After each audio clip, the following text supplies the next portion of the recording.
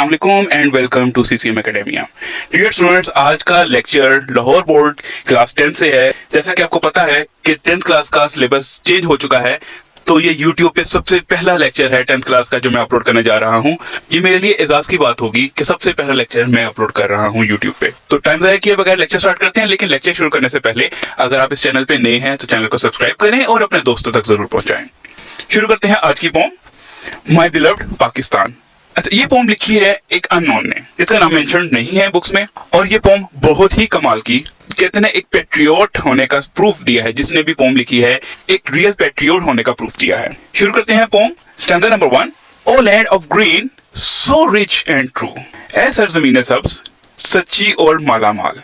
मतलब यहाँ पे O land of green, green कहते हैं खुशहाली, सो रिच बहुत ज्यादा अमीर, एंड ट्रू सच्चाई, कि मतलब इस जमीन पर सच्चाई है, इस जमीन पर खुशहाली है, इस जमीन पर दौलत है।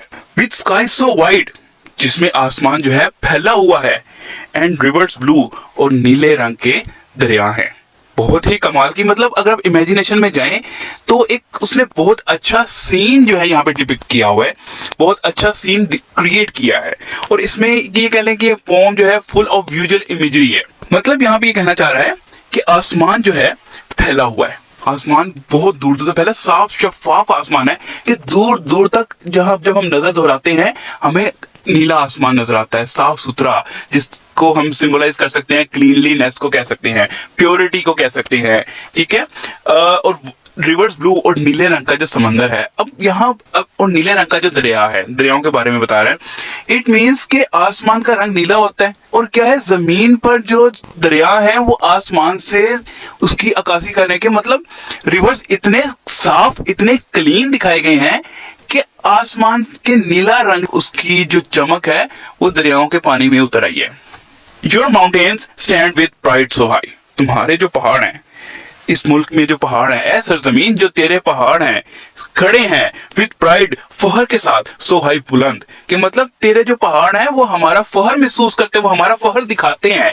हमें अपनी कंट्री पे जितना फहर है वो इस माउंटेन्स के जरिए सिंबलाइज किया गया है। Your spirit source beyond the sky, तेरी जो रूह है उसकी उड़ान आसमान की बुलंदियों से भी ऊंची है। ये जो आसमान है, जो नीली छतरी है, इससे भी ऊंची है तेरी उड़ान। अब आगे बता रहा है कि कहां से कहां तक है। From snowy peaks of mighty north. अच्छा, अब यहाँ पे बता रहा है कहां से शुरू हुई है, कहां से कहां तक ही फैला हुआ है, कहां से कहां तक खुशहाली ही खुशहाली है। फ्रॉम स्नोई पीक्स, बर्फ से ढकी हुई पहाड़, ऑफ माइटी नॉर्थ, शिमाल के दियो कामत बड़े बड़े जो पहाड़ हैं बर्फ से ढके हुए, वहां से लेकर टू डेजर्ट्स, सहराओं तक, glowing in the south. Glowing का मतलब होता है चमक रही है। जब सूरज, आपको पता है सहराओं में रेत होती है, और जब सूरज सहराओं में अपनी आबोताब से चमकता है तो उसके साथ जो रेत होती है जमीन पर वो भी चमकती है, और चमकने से क्या होता है, तप जाती है, गर्म हो जाती है, हीट अप हो जाती है। ईच ग्रेन ऑफ सॉइल, रेत का हर जर्रा, ईच ग्लूमिंग ट्री, हर फलदार दरख्त, हर वो दरख्त जो सही तरह से अपनी आबोताब से फैला हुआ है, खिला हुआ है, भरा हुआ है, घना दरख्त कह लें, ये कह सकते हैं।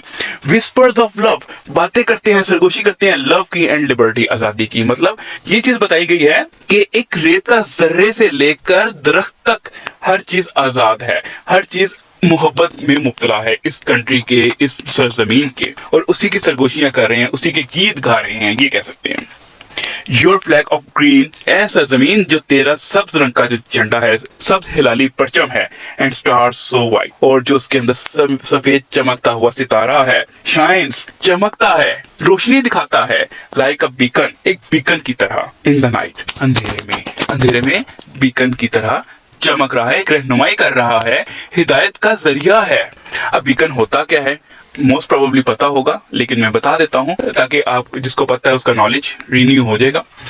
बीकन होता है जब समुद्रों में अक्सर औकात पानी में कुछ अंडरग्राउंड टीले होते हैं, कि शिप जब मूव कर रहा होता है ना, तो वो कई टीले ऐसे होते हैं कि शिप उनके साथ टकरा सकता है। एक बड़ा सा बॉल होता है, उसको एल्युमिनियम किया होता है, और वो समंदर के उस जगह पर फिक्स कर देते हैं जहां पर टीले हैं अंडरग्राउंड। और फिर क्या होता है, जब वो टीलों के साथ फिक्स होता है और जब जहाज की लाइट उस बीकन पे पड़ती है ना, तो वो काफी मीलों दूर से पहचान लेते हैं, अच्छा यहाँ पर जो टीला मौजूद है इसलिए वो बीकन सामने है। तो वो पायलट जो है वो उसकी डायरेक्शन चेंज कर देता है, फिर वो वे बदल लेता है, रूट चेंज कर लेता है। तो जिससे क्या होता है, शिप को नुकसान होने से बच जाता है। जैसे टाइटैनिक था, आपको पता होगा टाइटैनिक की अगर आपने हिस्ट्री पढ़ी है तो टाइटैनिक भी ऐसे ही डूबा था कि वो आइस जो था, बर्फ का बना हुआ एक टीला सा था, उससे टकरा गया था।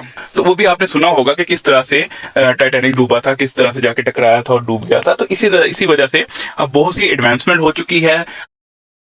नेक्स्ट लाइन है, वी होल्ड इट हाई, हमने इसको थाम रखा है ऊंचा।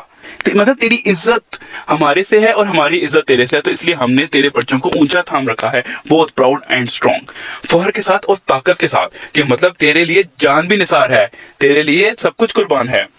इन एवरी हार्ट, हर दिल में योर नेम बिलोंग्स, हर दिल में तेरा नाम छपा हुआ है। किसी भी पाकिस्तानी, किसी भी मुहब्बे वतन को से पूछो, वो अपने कंट्री से कितनी मोहब्बत करता है वो बता देता है, और जब वक्त आता है तो वो बताता नहीं, वो दिखाता है कि उसको अपनी कंट्री से कितनी मोहब्बत है। तो यही वो चीज बता रही, इन एवरी हार्ट, हर दिल में तेरा नाम है, तेरी मोहब्बत है, तेरा इश्क है, तेरे लिए जज्बा है, तेरे लिए मरने मिटने का बेलोस जज्बा है। फॉर ऑल हु सर्व, वो उन तमाम लोगों के लिए जो हिदमत करते हैं, जो भी हिदमत करते हैं, एंड स्ट्राइव विद ग्रेस, जदोजहद करते हैं, मेहनत करते हैं, विद ग्रेस, जज्बे के साथ, वकार के साथ, इज्जत के साथ। यू आर आवर प्राइड, तुम ही हो हमारा गरूर, तुम ही हो हमारा फहर, तुम हो तो हम हैं, तुम नहीं तो हम भी नहीं। आवर सेक्रेड प्लेस, ए हमारी मुकद्दस सरजमीन।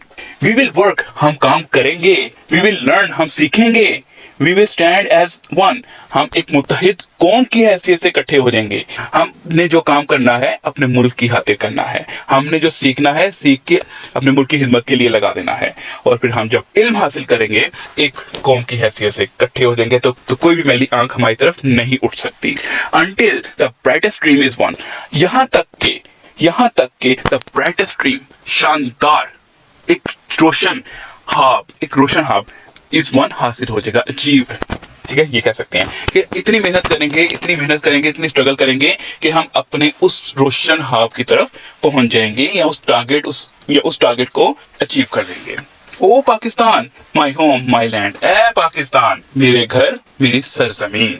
क्या प्यारी बात यहाँ पे की है पोइट ने। फॉरएवर, हमेशा के लिए, will I make my stand, मैं साबित कदम रहूंगा, तेरा पासवान बन के रहूंगा, तेरी इज्जत की हिफाजत करता रहूंगा, तेरे ऊपर जरा सी आंच नहीं आने दूंगा। मीन्स बहुत ही प्यारी लाइन है, इसमें पोइट ने सारी बात ही कर दी है कि ए वतन, तू है तो मैं हूँ, तेरी हिफाजत मैं करूंगा तो मैं अपनी हिफाजत करूंगा, मतलब तेरी हिफाजत से मेरी हिफाजत हो रही है। अब क्या कह रहा है, विद पीस एंड लव, अमन के साथ एंड मोहब्बत के साथ। मतलब यहाँ पर वो कह रहा है कि मैं पूरी दुनिया को ये पैगाम दूंगा कि हम अमन वाले लोग हैं एंड मोहब्बत करने वाले लोग हैं। I will do my part, मैं अपना किरदार इस तरह से अंजाम दूंगा कि मतलब पूरी दुनिया को दिखा दूंगा कि हम पाकिस्तानी हैं, हम पाकिस्तानी मोहब्बत करने वाले लोग हैं, अमन पसंद लोग हैं। For you will always on my heart, क्योंकि मेरे दिल में तेरा ही कब्जा है। एक ऐसी मोहब्बत दिल में उतर चुकी है जो कुछ भी हो जाए ये मोहब्बत नहीं निकल सकती। तो इसलिए मेरे दिल में तेरी ही मोहब्बत छाई हुई है, कि मेरा दिल तेरी मोहब्बत में गिरफ्तार हो चुका है, तेरे इश्क में मुब्तला हो चुका है, ए सरजमीन। तो ये बहुत ही मजे की पोम थी, यहाँ पे एक्सप्लेन की और बड़ी अच्छी लिखी। अनफॉर्चुनेटली नाम मैं फाइंड नहीं कर सका ये किसने लिखी है, क्योंकि बुक में भी नहीं है ये नाम मेंशन, और कहीं मैंने सर्च किया अपने गिरदोनों अपने कॉन्टेक्ट्स में मैंने इन्फॉर्मेशन ली, तो इसका नाम मुझे मालूम नहीं हो सका कि लिखने वाले कौन है। लेकिन जिसने भी लिखी है बहुत ही कमाल की पोम लिखती है। अपने वतन से मोहब्बत का जो जज्बा, अपने वतन से जो डिवोशन है, उसकी सब हदें पार करती है। तो उम्मीद करता हूँ आपको पोम बड़ी अच्छी लगी होगी। अब इसके थीम्स डिस्कस कर लेते हैं। थीम सबसे पहले आता है पेट्रियटिज्म, डीप लव है, रिस्पेक्ट है, loyalty to motherland. Second number पे है नेचुरल ब्यूटी। अब यहाँ पर beauty of mountains, rivers, deserts and landscape is presented. बहुत ही कमाल, हर चीज को बड़े अच्छे अंदाज में एक्सप्लेन किया गया है। National pride, flag and country are shown as symbol of honour, dignity, pride and unity. बिल्कुल सही है कि झंडा हर मुल्क की पहचान होती है। इसी तरह से जो हमारा झंडा, हमारे झंडे का सब्ज रंग, सफेद रंग, चांद सितारा, हर चीज अमन को, सुकून को, खुशहाली को सिंबलाइज करता है। Unity and togetherness, it encourages people to stand united and work together for the nation. जाहिर सी बात है, इकट्ठे काम करेंगे तभी नेशन जो है स्ट्रांग होती है और प्रॉस्पेरिटी की तरफ मूव करती है। Freedom and peace, liberty, harmony and the spirit of independence. जैसा कि अभी मैंने पहले मेंशन किया कि रेत के जरे से लेकर दरख्त तक आजादी एंजॉय कर रहे हैं, और नेक्स्ट है इसका थीम होप एंड प्रोग्रेस। बिल्कुल हम वर्क करेंगे, हम सीखेंगे, स्ट्रगल करेंगे अपने पाकिस्तान के मुस्तकबिल के लिए, तभी जाके हम कामयाब होंगे। तो ये होप है ना, कि होप है, हम मेहनत करेंगे तो आगे प्रोग्रेस मिलेगी हमें। अब बारी आती है पोएटिक डिवाइस की। सबसे पहले इमेजरी है। इमेजरी में मैंने आपको बताया कि इसमें विजुअल इमेजरी यूज की गई है। इमेजरी की टाइप्स होती हैं। ये इसका लेक्चर भी अपलोडेड है, आप चाहें तो देख सकते हैं, लिंक मैं डिस्क्रिप्शन बॉक्स में दे देता हूं, तो आप वहां से देख लें और आपको आइडिया हो जाएगा कि किस तरह से इमेजरी की टाइप्स होती हैं और क्या क्या होती हैं। Next, personification. बिल्कुल यहाँ पर्सोनिफाई किया गया है। Each grain of soil, whisper. अब विस्पर कौन करता है? इंसान करते हैं, ठीक है। यहाँ पर रेत के जर्रे को भी क्या है, खुशियां मनाते हैं, खुशियां मना रहे हैं, एंजॉय कर रहे हैं जिंदगी को अपनी। मेटाफर है। Flag is compare to the beacon of light in the night. यहाँ पे मैंने एक पॉइंट और ऐड कर दिया है, ये सिंबलाइज कर रहा है, होप एंड गाइडेंस को सिंबलाइज करता है। एलिट्रेशन है, रेपिटेशन है, repetition of same consonant sounds हैं। अच्छा, नेक्स्ट आता है सिंबोलिज्म। जैसे कि मैं पहले बता चुका हूँ, फ्लैग, माउंटेन्स, रिवर्स जो है वो सिंबलाइज कर रहे हैं किसी भी नेशन की प्राइड को, स्ट्रेंथ को एंड ब्यूटी को। अच्छा, नेक्स्ट है राइम स्कीम। राइम स्कीम क्या है जी? इसकी स्टैंजा 1 की एग्जांपल मैंने दी है, AABB इसका है सेट पैटर्न।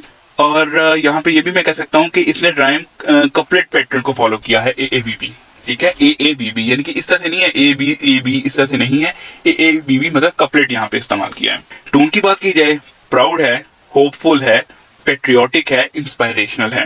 मीटर, मीटर की अगर बात की जाए तो आयम्बिक मीटर है, और आयम्बिक मीटर में आयम्बिक टेट्रामीटर है। और अगर आपको मीटर का नहीं पता तो उसकी मैं वीडियो बहुत ज़्यादा अपलोड कर दूंगा, फिर आपको क्लियर हो जाएगा कि मीटर होता क्या है, मीटर टाइप की टाइप्स क्या होती हैं, ठीक है। फिर आपको आसानी से अच्छे से समझ आ जाएगा। ये तो था जी आज का लेक्चर। उम्मीद करता हूँ आपको अच्छे से समझ आ गई होगी, और मैंने कोशिश पूरी की है कि अच्छे से एक्सप्लेन करूँ। और ये यूट्यूब पे 10th क्लास का पहला लेक्चर होगा कि जो अपलोड किया गया है। आप इसको देखें, अच्छे से देखें, और फिर इसको जो है इसको फोकस करें। अगर इससे रिलेटेड कोई क्यूरी है तो डू आस्क मी, और इसके जो नेक्स्ट है मैं इसके क्वेश्चन आंसर्स भी डिस्कस कर लूंगा। नेक्स्ट लेक्चर इसके साथ क्वेश्चन आंसर्स के साथ होगा। तब तक के लिए दुआ में याद रखिएगा, अपना बहुत सारा ख्याल रखिएगा। अल्लाह हाफिज।